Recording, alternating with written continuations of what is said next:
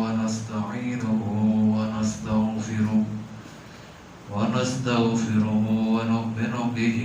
ونتوكل عليه ونعوذ بالله من شرور أنفسنا ومن سيئات أعمالنا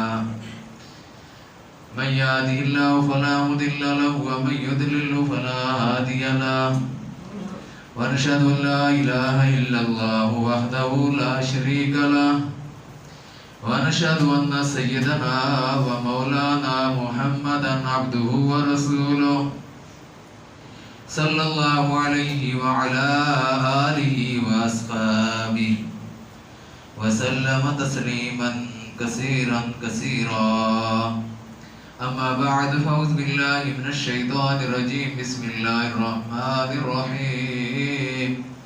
ولوطا إذ قال لقومه أتأتون الفاحشة ما سبقكم بها من أحد من العالمين إنكم لتأتون الرجال شهوة من دون النساء بل أنتم قوم مسرفون فما كان جواب قومه إلا أن قالوا أخرجوهم من قريتكم إنهم أناس يتطهرون فأنجيناه وأهله إلا امرأته كانت من الغابرين وأمطرنا عليهم مطرا فانظر كيف كان عاقبة المجرمين. اور لوط کو ہم نے پیغمبر بنا کر بھیجا.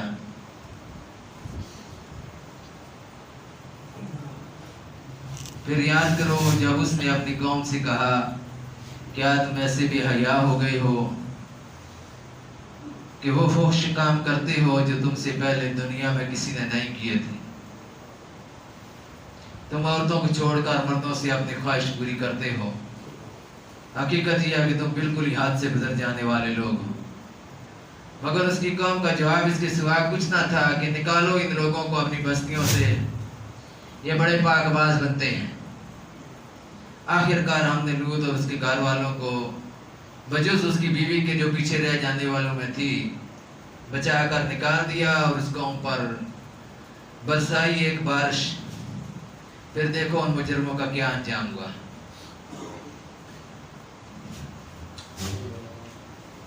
اللہ تعالیٰ نے انبیاء علیہ السلام کو جو دنیا میں مبعوث فرمایا ہے اس کی حقیقی وجہ اس وقت کا بگاڑ ہے جو اس قوم میں تھا. ہر نبی نے اپنی قوم کے اس وقت کے بگاڑ کو دور کرنے کی پوری کوشش کی ہے. کوئی اپنی جان کی پرواہ نہیں کی، کوئی اپنی مال اولاد کی پرواہ نہیں کی، سب کچھ اس راستے میں لگا دیا. لوگوں نے تکلیفیں اور اذیتیں دی، حالانکہ وہ کوئی لوگوں کے دشمن نہیں تھے. سب سے بڑا خیر خواہ، سب سے بڑا ہمدرد اللہ کا نبی ہوتا ہے معاشرے میں ان لوگوں کا جو اس وقت موجود ہوتے ہیں. سب سے بڑا خیر خواہ وہ اس خیر خواہی کی بنیاد پر ہی ان کو جہنم سے بچانے کی فکر اور کوشش کرتا ہے اور جنت میں لے جانے والے اعمال کی دعوت دیتا ہے. لیکن معاشرے کے لوگ اس کو قبول کرنے کے لیے تیار نہیں ہوتے، اس کی مخالفت کرتے ہیں، اس کے راستے میں روڑے اٹکاتے ہیں کہ ہمیں یہ سیدھے راستے کی دعوت دیتا ہے. حضرت لوط علیہ السلام نے بھی اپنی قوم کو دعوت دی تھی، منع کیا تھا. وہ قوم لڑکوں کے ساتھ بدکاری کرتی تھی، بے حیائی کرتی تھی. معاشرے کے اندر بے حیائی جب موجود ہو تو اس معاشرے پر اللہ کے عذاب آتے ہیں اور پے در پے اللہ کے عذاب آتے ہیں. اور اس لیے عذاب آتے ہیں تاکہ قوم کو خبردار کریں، متنبہ کریں کہ باز آ جاؤ، اللہ بالکل قریب ہے، اپنے حرکات کو چھوڑ دو. میرے عزیزو، ہم اس معاشرے میں رہ رہے ہیں جس معاشرے کے اندر بے حیائی عروج پر ہے. اس بے حیائی کے ڈانڈے حکمران طبقے تک جا ملتے ہیں. اور پھر آپ دیکھیں کہ یورپ کے اندر جو بے حیائی ہم جنس پرستی کے نام پر پھیلائی جا رہی تھی اس کی ترویج و اشاعت کے لیے پاکستان کو نشانہ بنایا جا رہا ہے. اس ملک میں قانون سازی کرنے کی کوشش کی جاتی ہے کہ ایسے قانون بنائے جائیں جو بے حیائی کو عروج تک پہنچانے والے ہوں اور ہم جنس پرستی کو پھیلانے والے ہوں۔ اب یہ قانون ٹرانسجنڈر ایکٹ ہے جو لوگ جس سے بالکل بے خبر ہیں، لوگوں کو معلوم بھی نہیں ہے کہ ہمارے ساتھ کیا معاملہ ہو رہا ہے۔ ٹرانسجنڈر ایکٹ ہے، اس کے ذریعے برائی اور بے حیائی اور فحاشی کو پھیلانے کا کام کیا جا رہا ہے۔ یہ قانون بنا کر اس معاشرے کے اندر کہا یہ جاتا ہے کہ ہم جو خسرے ہیں، جو خواجہ سرا ہیں، ان کے حقوق کے لیے یہ قانون بنا رہے ہیں، لیکن اس قانون کے اندر جو چیزیں پیش کی جا رہی ہیں وہ لوگوں کو معلوم نہیں۔ یہاں تک اس قانون کے اندر موجود ہے کہ اگر کوئی آدمی مرد عورت بننا چاہے تو آپریشن کرا کر عورت بن سکتا ہے، عورت مرد بننا چاہے تو آپریشن کرا کر مرد بن سکتی ہے۔ ہم جنس پرستی جو ہے وہ اس کو بھی عروج دیا جا رہا ہے کہ عورتیں عورتوں کے ساتھ، مرد مردوں کے ساتھ ہم جنس پرستی کریں۔ مغرب نے یہ کام شروع کیا تھا 70 کی دہائی میں۔ 70 کی دہائی میں یہ کام امریکہ سے شروع ہوا تھا۔ آج سے کچھ دہائیوں پہلے مغرب میں ہم جنس پرستی کے جس ایجنڈے کا آغاز ہوا تھا، اس نے اب پوری دنیا کو اپنے لپیٹ میں لے لیا ہے۔ یہ social media, Netflix, movies اور ٹی وی ڈراموں کے ذریعے عوام کی رائے اس حق میں بنائی گئی کہ یہ ایک فطری چیز ہے، حالانکہ یہ فطری چیز نہیں ہے۔ نہ اللہ نے حکم دیا ہے، نہ اللہ کے رسول نے حکم دیا ہے۔ یہ ایسی چیز ہے جو معاشروں کو تباہ اور برباد کر دیتی ہے، نسلوں اور خاندانوں کو تباہ اور برباد کر دیتی ہے۔ لیکن مغرب کی یہ ایجاد کردہ چیز لوگوں کے دلوں میں اس طرح بٹھائی گئی کہ لوگوں نے سمجھا شاید یہ کوئی فطری چیز ہے، اور ہمیں ایسے لوگوں کو دل سے قبول کرنا چاہیے کہ یہی لبرل اور آزاد خیال ہونے کی نشانی ہے۔ فیس بک، یوٹیوب اور تمام سوشل میڈیا پر اس کی خوب ترویج و اشاعت کی گئی۔ مسلمانوں کے ذہن اس کا خصوصی ہدف اور نشانہ بنے، اور یہاں تک کہ باپردہ لڑکیوں کو اس کا حامی بنا کر ان سے بیان دیے گئے کہ یہ بڑی اچھی چیز ہے، ہم جنس پرستی ہونی چاہیے۔ اب یہ گندگی مختلف ممالک میں قانون اختیار کر چکی ہے، اور مختلف ملکوں میں LGBTQ کمیونٹیز بن چکی ہیں جنہیں وہاں شراب، زنا اور سود کی طرح جائز قرار دیا جا رہا ہے اور تحفظ مل چکا ہے۔ یہ 70 کی دہائی میں تک امریکن سٹیزن ایسوسی ایشن کے مینول میں عام جنس پرستی ایک بیماری کے طور پر درج تھی، لیکن اب اس کو بیماری کے طور پر جو درج تھی اس کو ختم کر دیا گیا، اس کو اس فہرست سے نکال دیا گیا ہے کہ یہ بیماری نہیں ہے۔ تو ہم جس پرسوں کے تحفظ کے لیے اب یہ انہوں نے تحریکیں شروع کی،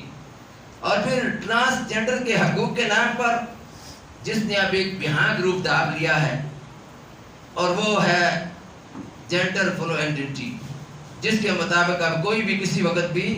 اپنے ہم جنس ہونے کا اعلان کر سکتا ہے، ایک آپریشن کے ذریعے اپنے آپ کو اگر مرد ہے تو عورت ثابت کر سکتا ہے، عورت ہے تو مرد ثابت کر سکتا ہے، اور چاہے تو سرجری کے ذریعے اپنی ظاہری شناخت کو مسخ کر سکتا ہے اور ختم کر سکتا ہے۔ معاملے کی سنگینی پھر اس حد تک بڑھ چکی ہے کہ مغرب میں پیدا ہونے والا ہر بچہ خود اپنی جینڈر طے کر سکتا ہے کہ وہ اپنے آپ کو ہی کہلوانا چاہتا ہے، یہ شی کہلوانا چاہتا ہے، یہ دے کہلوانا چاہتا ہے، وہ اپنے آپ کو کیا کہلوانا چاہتا ہے،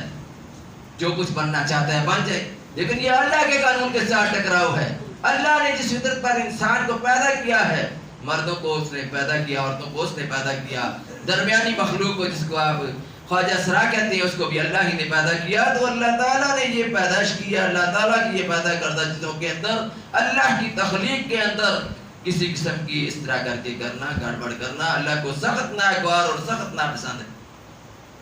اللہ اس بات کو پسند نہیں کرتا، یہ اللہ کے عذاب کو دعوت دینے والی بات ہے، اور یہ چیز کبیرہ گناہ کے ساتھ تعلق رکھتی ہے۔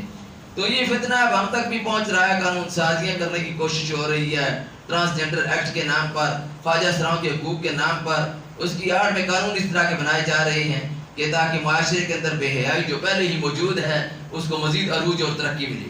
اس ملک کی حالت یہ ہے کہ جس ملک میں 14 اگست جو دن پاکستان بنا تھا، اس دن اس وقت کا حکمران وہ ڈانس ناچ رنگ کی محفل سجا رہا ہے۔ تو اس طرح کر کے اب کچھ دن پہلے فیصل مسجد میں شوٹنگ کی گئی، جو کہ سخت مذمت کی قابل چیز ہے کہ ہم اس کو بالکل بھرپور اس کی مذمت کرتے ہیں کہ مسجدوں کو اس چیز کا اڈا بنایا جا رہا ہے۔ اس معاشرے کے اندر یہ ملک جو کلمے کے نام پر حاصل کیا گیا تھا، جو لا الہ الا اللہ کے نام پر حاصل کیا گیا تھا، اس ملک کے اندر اس حد تک لوگ برائی اور بے حیائی میں دلیر اور شیر ہو چکے ہیں کہ کھلم کھلا لوگ برائیاں اور بے حیائیاں کرتے ہیں، ان کو کوئی روکنے والا نہیں، کیونکہ وقت کے حکمران اس کو تحفظ دے رہے ہیں۔ جب کسی کا تحفظ حاصل ہو جائے پھر وہ برائی اور بے حیائی عروج پر آ جاتی ہے۔ نیکی کو اس معاشرے کے اندر نیکی کو اوپرا کر کے پیش کیا جا رہا ہے۔ وہ جو حضور صلی اللہ علیہ وسلم کا الاسلام غریبا وسعود سیعودکم عبادا غریبا، کہ اسلام جب آیا تھا اس وقت وہ اوپرا تھا، آخر وقت میں بھی وہ اوپرا ہو جائے گا، لوگوں کو اسلام کی باتیں، اچھی باتیں اوپری لگیں گی، وہ لوگ سمجھیں گے کہ یہ کون سی باتیں ہیں، یہ کس طرح کی باتیں کی جا رہی ہیں، لیکن معاشرے کے اندر جو برائی اور بے حیائی پھیل رہی ہے اس کو لوگ پسند کریں گے۔ حضرت لوط علیہ السلام کی کے واقعے کی آیات ہم نے تلاوت کی ہیں، یہ بالکل اس کے ساتھ منطبق ہوتی ہیں، بالکل اس کے ساتھ منطبق ہوتی ہیں۔ ان کی قوم نے برائی اور بے حیائی میں اپنے آپ کو بالکل اس قابل بنا دیا تھا کہ ان پر اللہ کے عذاب کا کوڑا برسے۔ اب حالات یہ ہیں کہ یہ ملک سیلاب کے عذاب سے گزر رہا ہے، آفات ہیں، بلیات ہیں، مصیبتیں ہیں، مہنگائی ہے، ہر چیز جو ہر آدمی تنگ ہے، اپنی زندگی سے پریشان حال ہے، لیکن اس کے باوجود اس ملک میں توبہ و استغفار کا کہنے کی بجائے، اجتماعی توبہ کا کہنے کی بجائے اس ملک کے حکمران اور اس ملک کے عوام اس طرح کے کاموں میں مشغول ہیں کہ ان کو نہ اللہ کا پتہ نہ اللہ کے رسول کا پتہ۔ لیکن ہمیں دین کس چیز کی تعلیم دیتا ہے؟ اسلام میں اس چیز کی تعلیم دیتا ہے کہ جب ایسے حالات ہوں ملک کے اندر، جب اللہ کا عذاب آنا شروع ہو جائے، جب اللہ تعالیٰ کی نافرمانیوں کی وجہ سے، کیونکہ اللہ نے قرآن مجید میں فرمایا فَأَخَذْنَاهُمْ بِذُنُوبِهِمْ، ہم نے پکڑ لیا ان کو ان کے گناہوں کی وجہ سے۔ اللہ گناہوں کی وجہ سے انسان پر جب آزمائش ڈالتا ہے یا پکڑتا ہے یا اس طرح کے عذاب آتے ہیں، ہم اس کو ہم رحمت تو نہیں کہہ سکتے کہ بڑی رحمت اللہ کی ہوئی ہے، جی اللہ کی رحمت تو یہ نہیں ہے، یہ تو کلّا اللہ کا عذاب ہے، لیکن ہمیں سوچنا یہ چاہیے کہ ہم کر کیا رہے ہیں۔ اس وقت کی صورتحال بڑی پریشان کن صورتحال ہے، اور پھر قوم کے اندر جو کچھ ہے وہ بھی آپ دیکھ رہے ہیں۔ اس قوم کے اندر مختلف قسم کی برائیاں ہیں، اور لوط علیہ السلام کی قوم کا واقعہ اس بار ہمیں بہت بڑا سبق ہے اس میں ہمارے لیے کہ لوط علیہ قال لقومی اتاتون الفاحشۃ ما سبقکم بها من احد من العالمین، لوط علیہ السلام نے قوم سے کہا تھا کہ اے میری قوم کے لوگوں، کیا تم اس قدر بے حیا ہو گئی ہو کہ وہ فحش کام کرتے ہو جو تم سے پہلے کسی نے نہیں کی۔ اب یہ تو وہ فحش کام کرتے تھے، لیکن اس معاشرے کے اندر فحش کام ہوں اور لوگ اس کو پسند کریں یا چاہیں کہ یہ کام ہو، کریں نہیں، چاہیں پسند کریں، فرمایا اللہ نے ان الذین یحبون ان تشیع الفاحشۃ فی الذین آمنوا، کہ وہ لوگ جو پسند کرتے ہیں کہ مسلمان معاشرے کے اندر بے حیائی پھیلے، ان الذین یحبون ان تشیع الفاحشۃ فی الذین آمنوا، ایمان والوں میں بے حیائی پھیلے، لہم عذاب علیم فی الدنیا والآخرہ، ان کے لیے دنیا میں بھی عذاب ہے اور آخرت میں بھی عذاب ہے۔ اس لیے اللہ نے اپنے پیغمبر کو جب بھیجا تو پیغمبر نے آ کر اس قوم کو کیا دعوت دی؟ لازمی بات ہے، جس گناہ میں ملوث تھی اس کو بچنے کی پیغمبر نے دعوت دی، فرمایا کہ انکم لتاتون الرجال شہوۃ من دون النساء، کہ تم عورتوں کو چھوڑ کر مردوں سے اپنی خواہش پوری کرتے ہو، بل انتم قوم مسرفون، حقیقت یہ ہے کہ تم بالکل حدی سے گزر جانے والے لوگ۔ تو قوم کے لوگوں نے جب یہ دیکھا کہ ہمیں یہ اس کام سے منع کر رہا ہے، اس برائی سے ہمیں روک رہا ہے، تو ان لوگوں نے کیا کہا؟ ان لوگوں نے کہا کہ یہ میں منع کرتا ہے، وما کان جواب قوم ہی، ان کی قوم کے لوگوں نے جواب دیا الا ان قالوا اخرجوهم من قريتكم، ان کو نکال دو اپنی بستی سے، نکالو اپنی بستیوں سے ان لوگوں کو جو ہمیں ان باتوں سے منع کرتے ہیں۔ کیوں نکالو؟ فرمایا انہم اناس یتطہرون، یہ بڑے پاک باز بنتے پھرتے ہیں، بڑے پاک باز بنتے پھرتے ہیں کہ ہمیں یہ منع کرتے ہیں۔ یہ اللہ کے پیغمبر کو اس کی قوم کا جواب ملا جب پیغمبر نے قوم کے سامنے دعوت پیش کی اور قوم کو برائی سے روکا۔ اور یاد رکھیں جتنے بھی انبیاء علیہ السلام آئے ہیں، وہ جو قوم جس برائی میں ملوث تھی اس سے روکتے تھے، اس سے منع کرتے تھے، اسی لیے قوم ان کی دشمن ہوئی ہے۔ حضرت شعیب علیہ السلام اپنی قوم کو منع کرتے تھے اور فرمایا کرتے تھے اوفوا الکیل والمیزان ولا تبخسوا الناس اشیاءهم، ناپ اور تول پورا رکھو اور ملاوٹ نہ کرو، کمی نہ کرو، ناپ تول میں پورا دو، لینے کے پیمانے اور دینے کے پیمانے اور نہیں ہونے چاہیے۔ تو اس پیغمبر کے بھی لوگ دشمن ہو گئے، تو اس قوم پر بھی پھر اللہ کا عذاب آیا۔ جب کیفیت یہ ہو گئی، اللہ نے یہ کیفیت دیکھی کہ پیغمبر جو ہے ان لوگوں سے، ان لوگوں کو منع کر رہا ہے، لوگ کہتے ہیں کہ ان کو اس بستی سے نکال دو، یہ بڑے پاک باز بنتے پھرتے ہیں۔ اللہ نے فرمایا فَأَنْجَيْنَاهُ وَآلَهُ إِلَّا امْرَأَتَهُ، ہم نے آخرکار لوط کو اور اس کے گھر والوں کو بچا لیا، لیکن گھر والوں میں سے فرمایا کہ کانت من الغابرین الا امرأتہ، فرمایا کہ اس کی بیوی کو نہیں بچایا، اس کی بیوی کو سزا ملی، کانت من الغابرین، فرمایا کہ جو پیچھے رہ جانے والوں میں تھی اس کو سزا ملی، وامطرنا علیہم مطرا، اور اس قوم پر برسائی ایک بارش، فانظر کیف کان عاقبۃ المجرمین، فرمایا پھر دیکھو کہ ان مجرموں کا کیا انجام ہوگا۔ لوط علیہ السلام کی بیوی کو اللہ نے حکم دیا کہ یہ پیچھے ہی رہے گی، بے شک پیغمبر کی بیوی ہے، پیغمبر کی بیوی ہونا اس کے کام نہیں آیا، اس کو نہیں بچا سکا، کیونکہ پیغمبر کی بیوی نے وہ راستہ نہیں اختیار کیا جس راستے کی پیغمبر دعوت دے رہا تھا، وہ جو نیکی کا راستہ، وہ جو ایمان کا راستہ، وہ جو اسلام کا راستہ، جو اللہ اور اس کے رسول کی اطاعت کا راستہ ہے، وہ پیغمبر کی بیوی نے جب اختیار نہیں کیا تو پیغمبر کی بیوی پھر اللہ نے حکم دیا کہ اس کو پیچھے چھوڑ کر جانا، اس کو سزا ملے گی، پھر دنیا میں ہی نہیں، اللہ نے قرآن میں فرمایا کہ لوط علیہ السلام کی بیوی اور نوح علیہ السلام کی بیوی کے متعلق اللہ نے فرمایا کہ ان دونوں کو آخرت میں بھی سزا ملے گی، دونوں جہنم میں جائیں گے، اس لیے کہ انہوں نے اپنے جو شوہر تھے، جو اس وقت ان پیغمبر تھے، ان کی پیغمبر ہونے کی وجہ سے اطاعت نہیں کی، ان کا حکم نہیں مانا۔ تو اس سے یہ بھی معلوم ہوا کہ کسی کا کوئی قریبی اگر ہے تو پیغمبر کی بیوی سے قریب کوئی رشتہ نہیں ہوتا، یہ قربتیں اس وقت کام نہیں آتی، اس وقت یہ رشتے ختم ہو جاتے ہیں، اصل رشتے ایمان کے رشتے ہیں، اصل رشتے عمل کے رشتے ہیں، عمل سے زندگی بنتی ہے، جنت بھی جہنم بھی، یہ خاکی اپنی فطرت میں نہ نوری ہے نہ ناری۔ اس لیے معاشرے کے اندر بھی